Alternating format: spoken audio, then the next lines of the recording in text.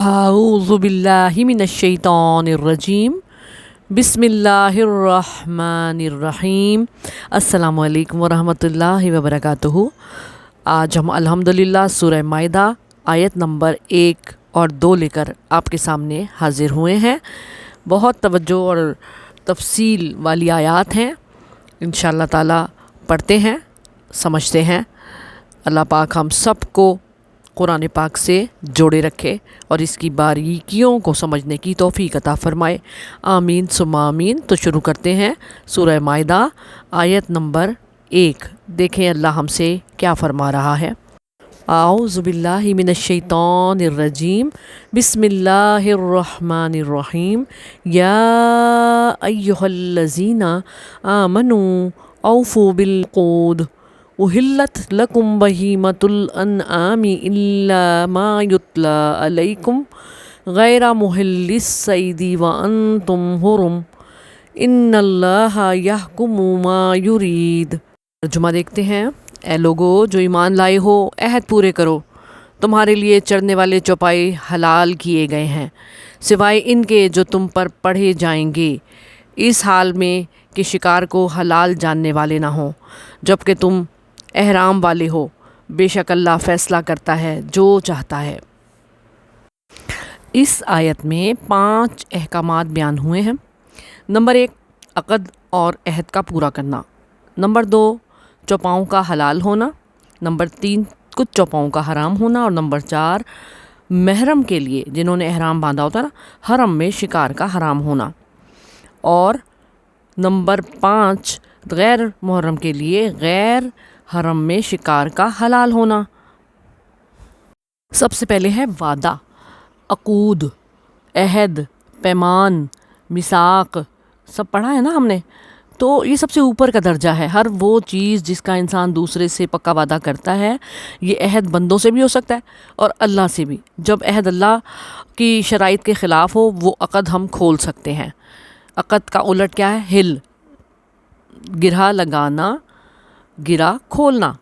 عقد مانے گرہ لگانا اور ہل گرہ کھولنا۔ اللہ اور بندے کے درمیان عہد ہے۔ کچھ عہد بندے کے درمیان بھی ہوتا ہے، جیسے کہ نکاح، یہ ایک عہد ہے۔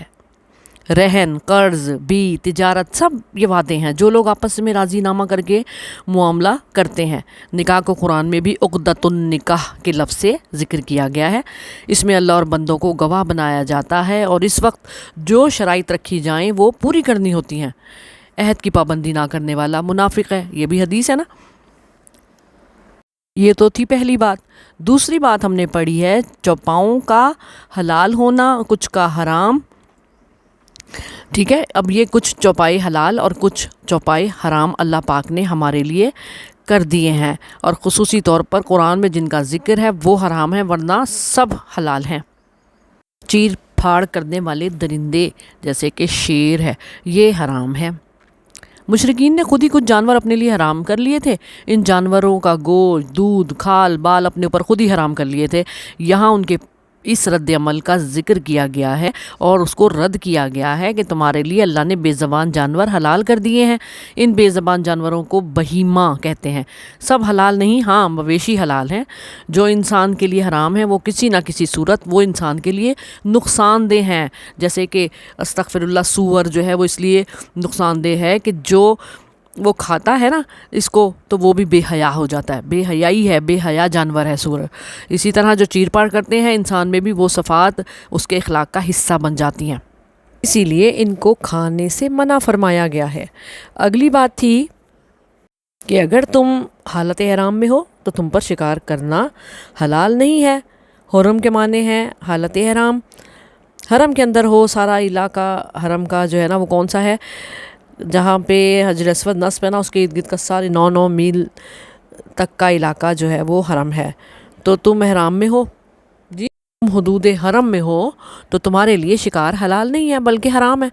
ان جانوروں کو جو کہ حلال ہیں حالت احرام میں شکار کرنے سے، وہ جانور تمہارے لیے درست نہیں ہے، کیونکہ احرام وہ لباس ہے جس کا بہت احترام ہے، حرم کا بھی احترام ہے۔ اس لباس میں اس جگہ پر اللہ کا ذکر کرنا چاہیے، ادھر ادھر دھیان نہیں دینا چاہیے۔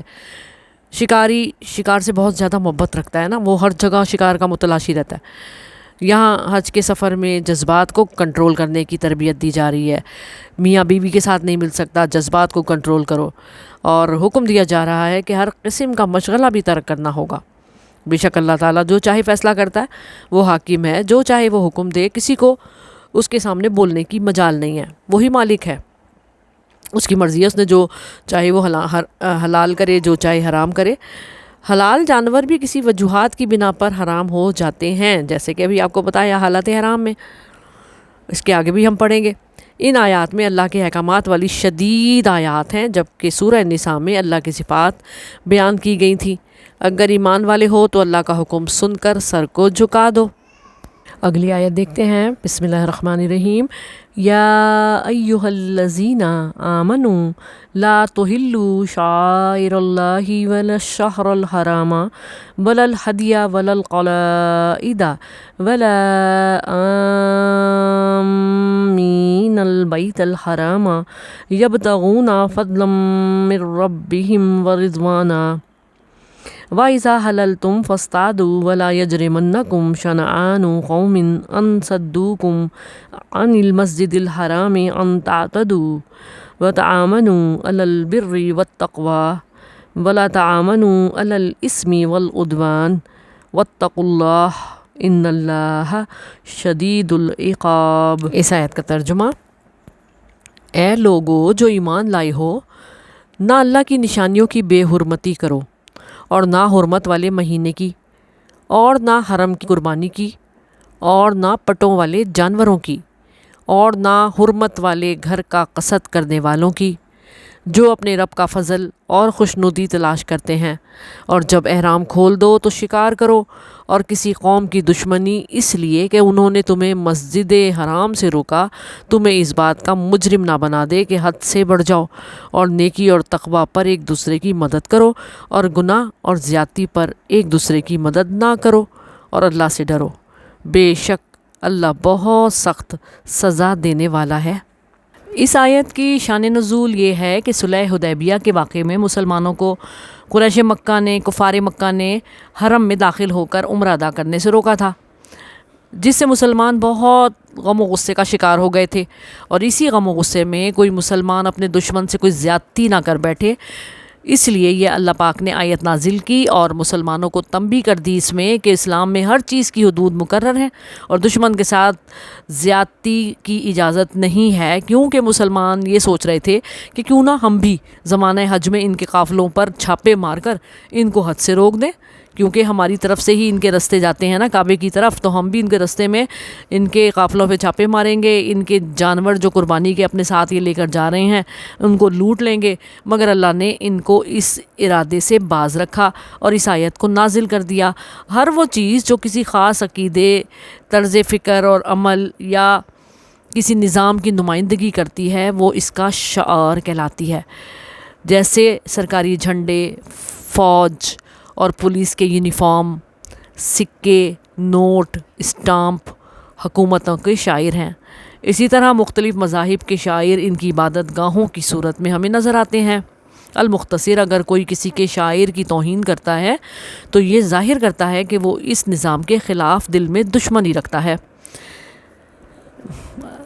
ابو بکرہ سے روایت ہے کہ رسول خدا صلی اللہ علیہ وسلم نے حجۃ الوداع کے موقع پہ فرمایا، سال کے 12 مہینے ہیں جن میں سے 4 حرمت والے ہیں، 3 مسلسل ہیں، ذوالقعدہ، ذی الحجہ اور محرم، اور 1 رجب جو جمادی الثانی اور شعبان کے مہینوں کے درمیان ہے۔ یہ بخاری شریف کی روایت ہے۔ یعنی کہ ان مہینوں کے بیچ میں بھی جنگ کرنا ان شاعر اللہ پاک کی نشانیوں کی بے حرمتی کرنا ہے۔ شاعر اللہ سے مراد وہ تمام نشانیاں جو خالص خدا پرستی کے مسلک کی نمائندگی کرتی ہوں، یہ جہاں بھی پائی جائیں مسلمان اس کا احترام کرنے کے پابند ہیں۔ یہ حکم اس وقت دیا گیا جب مسلمانوں اور مشرکین کے درمیان جنگ برپا تھی۔ عرب کے ہر حصے سے مشرک قبائل کے لوگ حج پر زیارت پر جانے کے لیے تیار تھے، اور وہ بہت سے راستے مسلمانوں کی زد میں تھے، مگر حکم دیا گیا کہ یہ لوگ مشرک ہی صحیح مگر ان کو خدا کے گھر جانے سے نہ روکو۔ جو جانور یہ اللہ کے گھر لے جا رہے ہیں انہیں لے جانے دو، حج کے مہینے میں اور باقی 3 ماہ میں ان سے جنگ نہ کرو۔ چند شاعر اللہ کی خصوصی حکم دیا گیا کہ ان کا احترام کرو۔ خطرہ تھا کہ کہیں مسلمان جنگ کے جوش میں ان سے شاعر اللہ کی توہین نہ کر دیں۔ جو شاعر اللہ ذکر کر دیے گئے صرف وہی اللہ کی نشانیاں نہیں ہیں، سب اللہ تعالیٰ کی نشانیوں کا احترام کرنا واجب ہے۔ احرام بھی شاعر اللہ میں سے ہے اور اس کی پابندیوں میں سے کسی ایک کو توڑنا اس کی بے حرمتی کرنا ہے۔ اسی لیے اس آیت میں اس کا بھی ذکر کر دیا گیا کہ جب تک احرام کی حالت میں ہو شکار نہیں کر سکتے، اور احرام کی پابندی ختم ہو جائے گی تو غیر حرم میں شکار کر سکتے ہو۔ حاجی لوگ بھی جو اللہ کے مہمان ہیں وہ بھی شاعر اللہ ہیں، یہ اللہ کے فضل کی تلاش میں جا رہے ہیں، ان کا احترام بھی ضروری ہے اور حاجی بھی حرم کا احترام کرے۔ احرام پہن کر انسان کو قواعد اور ضوابط کی پابندی کرنی پڑتی ہے۔ احرام پہن کر سنجیدگی سے حج کے احکامات کی پابندی کرنی ہے، شکار نہیں کرنا، بیت اللہ، صفا مروہ سب اللہ کی نشانیاں ہیں، ان کو دیکھ کر اللہ کی یاد آ جاتی ہے۔ احرام میں حاجیوں کو ہم جاتے دیکھتے ہیں نا تو ہمیں بھی اللہ کی یاد آ جاتی ہے اور وہاں پہ جانے کو دل تڑپ جاتا ہے۔ زمزم کو دیکھ کر دل کی کیفیت ہی بدل جاتی ہے۔ شاعر اللہ کے بارے میں اپنی مرضی نہیں کرنی، بغیر کسی عذر کے پابندیوں احترام کو ملحوظ خاطر رکھنا ہے، اور حرم کے سامنے بیٹھ کر غیبتیں نہیں کرتے، اللہ کے گھر کی پاکیزگی کا خیال رکھتے ہیں۔ یہ سارے حج اور عمرہ کے اعمال، مقامات حج اور عمرہ، یہ سب شاعر اللہ ہیں۔ ہمیں وہ کام نہیں کرنے جس کے لیے ہم نہیں گئے وہاں پر، جس کے لیے ہم وہاں گئے صرف وہ کام کریں، وہاں گندگی نہ پھیلائیں، حد سے نہ بڑھ جائیں، اعمال حج عمرہ میں خود ساختہ اعمال نہ بنا لیں کہ شاید ایسے ہمیں زیادہ ثواب ملے گا۔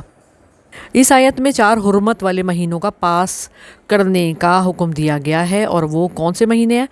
رجب، ذیقعد، ذی الحج اور محرم، جو کہ پہلے بھی آپ کو بتائے گئے ہیں۔ تو ان کا ہم نے پاس کرنا ہے کہ ان مہینوں میں جنگ نہیں کرنی۔ اگر جنگ مسلط کر دی جائے تو اپنا دفاع کر سکتے ہیں۔ جنگ تبوک حرام مہینوں میں ہوئی تھی۔ قرآن نے فرمایا ان میں سے یہ 4 حرمت والے مہینے 12 مہینوں میں سے جو ہیں تم ان کا احترام کرو کیونکہ تم مسلمان ہو۔ اب ہدیہ وہ کون سا جانور ہے جو حاجی قربان کرنے حرم میں ساتھ لے کر جاتے ہیں، تو ان کے گلوں میں نا پٹا یا جوتا ڈال دیتے ہیں اور نشانی بنا لیتے ہیں کہ یہ قربانی کے جانور ہیں۔ تو یہ جو پٹا ڈلا ہوا ہوتا ہے نا اس کو قلادہ کہتے ہیں، ان کی بھی حرمت ہے۔ بس تم شاعر اللہ کی بہت زیادہ حرمت کا پاس کرو، کیونکہ اللہ پاک تمہارے دلوں کے حال سے واقف ہے، تو تم نیکی کے کام میں تعاون کرو، برائی میں، زیادتی میں ہرگز تعاون نہ کرو، اور اللہ کا تقوی اختیار کرو، اللہ سے ڈرو اور اس کی نافرمانی سے بچو، کیونکہ اللہ کی پکڑ بہت سخت ہے۔ اللہ پاک ہم سب کو سیدھا رستہ دکھائے، آمین ثم آمین۔